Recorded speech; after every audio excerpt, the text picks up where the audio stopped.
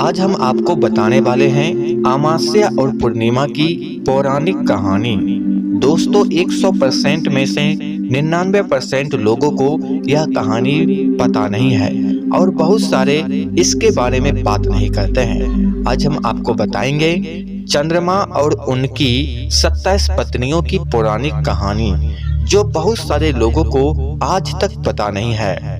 चंद्रमा के बढ़ने और घटने के कारण भी बताएंगे और धार्मिक कहानी और ग्रंथ इसके बारे में क्या कहता है ये भी हम बताएंगे।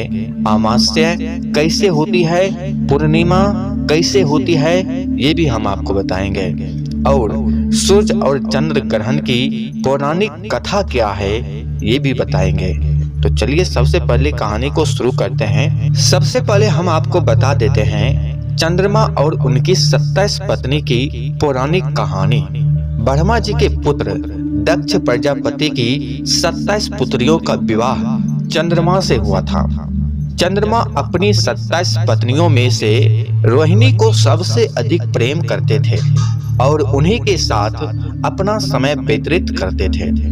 चंद्रमा की बाकी 26 पत्नियों के ये असहनीय था, इसलिए चंद्रमा की बाकी पत्नियों ने चंद्रमा के इस व्यवहार की शिकायत अपने पिता दक्ष प्रजापति से की।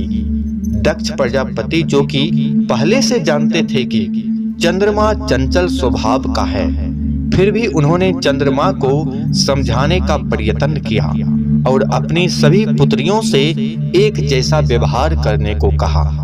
चंद्रमा ने दक्ष प्रजापति की बात स्वीकार कर ली और उनकी 27 पुत्रियों से समान व्यवहार करने का आश्वासन दिया, परंतु चंद्रमा के व्यवहार में उसके बाद भी कोई परिवर्तन नहीं आया और वो रोहिणी से ही अधिक प्रेम करते रहे और रोहिणी के साथ ही समय बिताते रहे। चंद्रमा की बाकी पत्नियों ने एक बार फिर से राजा दक्ष प्रजापति से चंद्रमा की शिकायत की और इस बार क्रोधित होकर दक्ष प्रजापति ने चंद्रमा को 6 रोग होने का श्राप दे दिया। इस प्रकार चंद्रमा दक्ष प्रजापति के श्राप के प्रभाव से 6 रोग से पीड़ित हो गए और उनकी चमक सदा के लिए खो गई।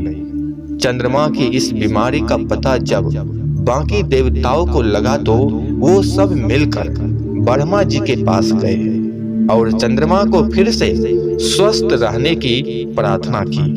ब्रह्मा जी ने चंद्रमा को भगवान शिव के महामृत्युंजय मंत्र का जाप करने की सलाह दी। चंद्रमा ने ऐसा ही किया। चंद्रमा की भक्ति से प्रसन्न होकर जब शिव जी प्रकट हुए तो चंद्रमा ने 6 रोग से निदान की प्रार्थना शिव जी से की। इस पर शिव जी कहते हैं कि श्राप के प्रभाव को पूर्णतः खत्म नहीं किया जा सकता, परंतु उन्होंने चंद्रमा को महीने में एक दिन पूरी तरह से अपने रूप में आने का वरदान दिया।